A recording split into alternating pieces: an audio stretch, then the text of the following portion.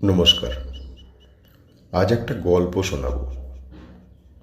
গল্পের যে নায়ক চরিত্র, সেই নায়ক চরিত্রের মুখেই গল্পটা শুনবেন আপনারা। অনেক ছোট গল্প। গল্পের নাম মানি প্ল্যান্ট।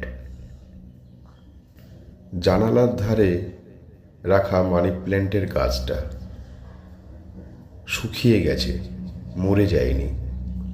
এখনো কটা সবুজ পাতা তাকিয়ে আছে আমার দিকে, ভাবছে যদি একটু জল দিই তাহলে এই যাত্রায় বেঁচে যায় তারা। কিন্তু দীর্ঘ 6 মাস আমি বিছানায় শুয়ে কোমায়। আমাকে দেখার জন্য দুজন আয়া আসে সকালে বিকালে। তারা একটুও ভালোবাসে না আমায়।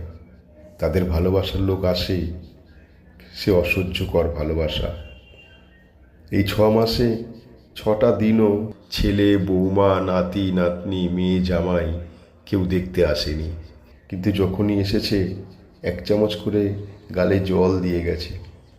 যদি কখনো মরে যাই এই শেষ জলটুকুনিও তো দিতে পারবে না। কিন্তু হায় রে বিধাতা, আমি হাজার চেষ্টা করেও বলতে পারি না ওই মানি প্ল্যান্টটাতে একটু জল দে।